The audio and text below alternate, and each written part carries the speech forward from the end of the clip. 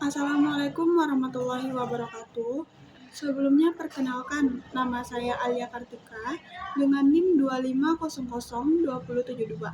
Saya berasal dari Fakultas Ilmu Pendidikan, Prodi Administrasi Pendidikan.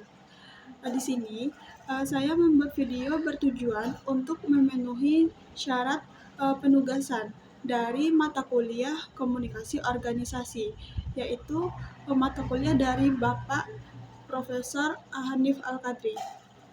Pada kesempatan kali ini, saya akan menjelaskan materi mengenai komunikasi eksternal.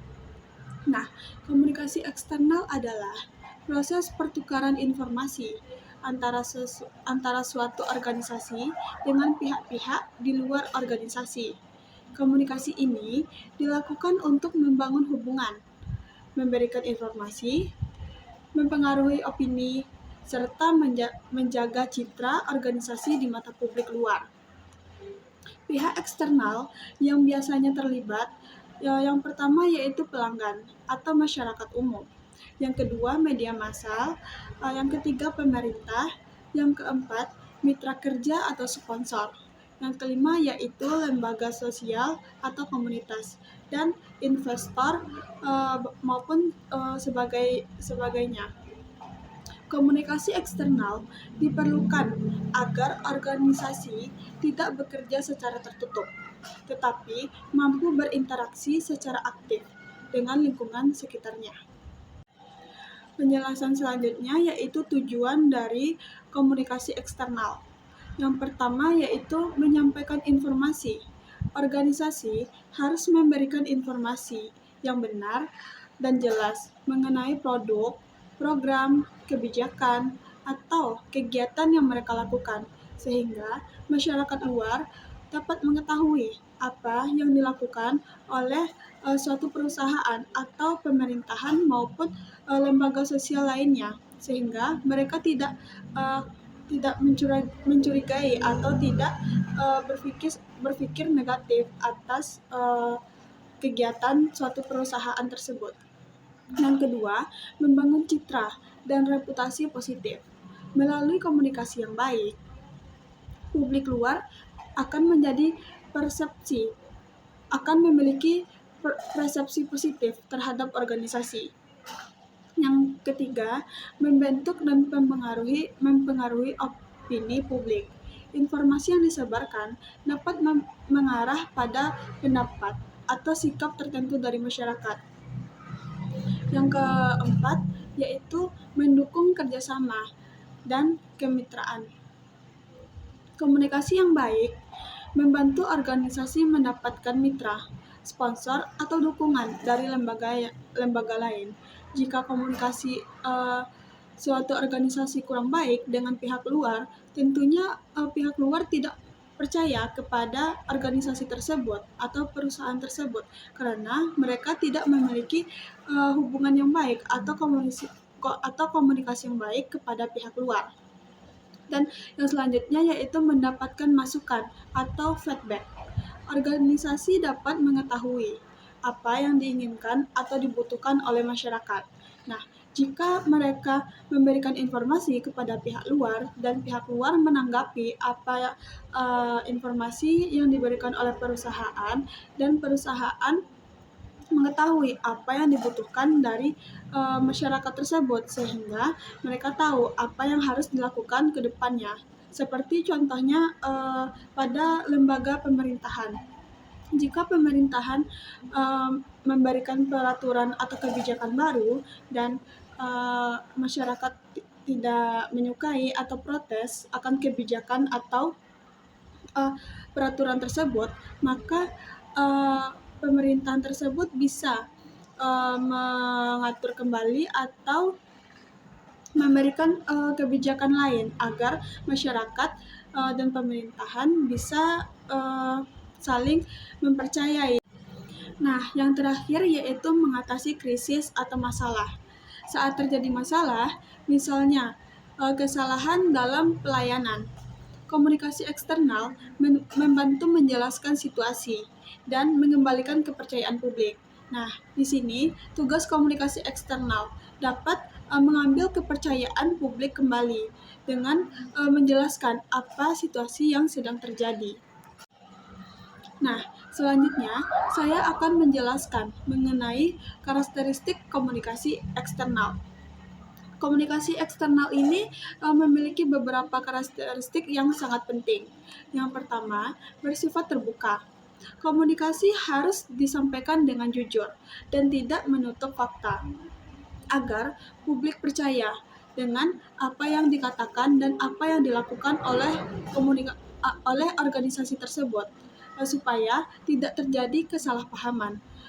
Seperti organisasi mengatakan A dan melakukan B, itu tidak sesuai dengan karakteristik komunikasi eksternal.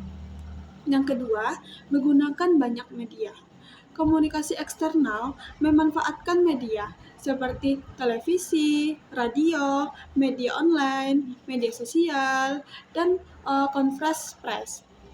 Dengan menggunakan banyak media ini, mereka dapat menyebarluaskan kepada khalayak ramai dengan cara yang mudah, cepat, dan banyak yang mengetahui apa informasi yang disampaikan oleh suatu organisasi tersebut. Selanjutnya, yang ketiga yaitu ditunjukkan kepada khalayak yang luas. Nah, seperti yang saya jelaskan tadi, dengan menggunakan media sosial dapat memberikan informasi kepada khalayak yang ramai. Di sini ditujukan kepada khalayak yang ramai itu seperti penerima pesannya bukan hanya satu orang, tetapi masyarakat secara umum. Nah, yang keempat yaitu strategis dan terencana. Biasanya disusun dalam bentuk strategi humas, kampanye, atau program komunikasi. Nah, komunikasi eksternal ini sudah terencana untuk kedepannya, seperti menyiapkan kampanye, biar masyarakat dan orang-orang lain atau khalayak ramai dapat mengetahui, bukan dengan media sosial saja, tetapi dengan berbagai macam cara, seperti kampanye dan program komunikasi. Kampanye biasanya dilakukan oleh pemerintah atau lembaga sosial. Yang kelima yaitu bersifat persuasif. Pesan sering dibuat untuk membujuk, meyakinkan, atau membentuk opini publik.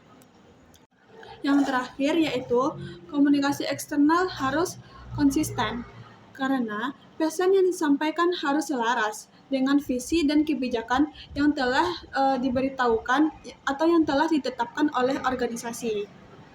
Selanjutnya, saya akan menjelaskan mengenai variabel kunci komunikasi eksternal. Ada beberapa variabel penting yang menentukan keberhasilan komunikasi eksternal. Yang pertama yaitu pengiriman. Biasanya berupa humas, juru bicara atau pihak yang berwenang yang dapat menyampaikan informasi dengan jelas, mudah, dapat dimengerti, dan dapat dipahami dengan berbagai kalangan. Yang selanjutnya yaitu pesan. Pesan atau isi harus jelas, akurat, mudah dipahami, dan menarik, sehingga yang mendengar tidak kebingungan saat menerima informasi yang telah disampaikan oleh juru bicara tadi. Selanjutnya yaitu media. Saluran yang dipilih sangat mempengaruhi efektivitas, seperti media sosial,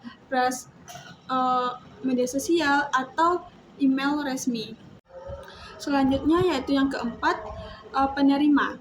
Pihak luar yang menjadi sasaran komunikasi ini dapat berupa pelanggan, pemerintah, masyarakat umum, serta banyak hal sebagainya. Yang kelima yaitu umpan balik atau feedback. Reaksi publik akan menentukan langkah komunikasi selanjutnya. Bagaimana tanggapan publik akan memengaruhi apa tindakan atau apa yang akan dilakukan oleh organisasi dalam melakukan hal selanjutnya. Selanjutnya yaitu gangguan. Hambatan yang mengganggu penyampaian pesan, seperti hoax, salah tafsir, atau informasi yang tidak valid. atau informasi yang tidak lengkap. Nah, jika gangguan ini jika saat pembicara atau pemberi informasi memiliki gangguan dalam memberikan informasi kepada orang lain, maka informasi tersebut tidak tersampaikan secara efektif dan si moniken ini tidak mengetahui atau tidak dapat menangkap informasi dengan jelas, sehingga informasi tersebut tidak efektif. Selanjutnya, yang terakhir yaitu konteks, situasi sosial, budaya, politik, dan ekonomi yang mempengaruhi bagaimana pesan disampaikan. Nah, apalagi kita berada di negara Indonesia yang memiliki beragam budaya, suku, dan adat istiadat, sehingga mereka akan susah untuk menerima informasi. Nah, dari penjelasan yang dapat saya sampaikan tadi, yaitu mengenai pengertian komunikasi eksternal, tujuan komunikasi eksternal, karakteristik komunikasi eksternal, serta variabel komunikasi eksternal. Tentunya komunikasi eksternal ini juga memiliki berbagai macam manfaat.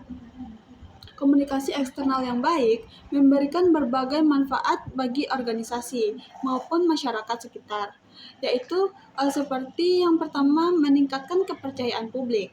Publik menjadi lebih yakin pada kredibilitas organisasi. Yang kedua yaitu membantu meningkatkan penjualan atau partisipasi. Jika komunikasi eksternal digunakan dalam kampanye, pemasaran atau sosialisasi program. Yang ketiga yaitu memperkuat hubungan dengan mitra atau pemerintah. Bekerja sama lebih mudah dilakukan saat komunikasi lancar. Nah, jika komunikasi suatu organisasi lancar kepada pihak luar, maka kerjasama akan lebih mudah dibentuk karena komunikasi mereka lancar. Selanjutnya yaitu menjaga reputasi dan citra positif. Organisasi terlihat profesional dan transparan. Nah, dengan komunikasi yang terjaga, maka pihak luar akan mengira atau bukan mengira saja, akan tetapi organisasi tersebut memang terlihat profesional dan transparan kepada masyarakat luar. Selanjutnya, mengurangi resiko konflik atau kesalahpahaman. Informasi yang jelas dapat mencegah isu atau misinformasi. Nah, suatu organisasi yang memiliki komunikasi yang jelas kepada pihak luar, maka pihak luar juga tidak akan mengalami kesalahpahaman kepada organisasi tersebut. Selanjutnya yaitu mempermudah pengelolaan krisis. Ketika terjadi masalah, organisasi bisa memberikan penjelasan cepat untuk menenangkan publik. Nah, karena komunikasi tadi berjalan lancar, maka organisasi tersebut akan lebih mudah menjelaskan kepada pihak luar dengan cepat dan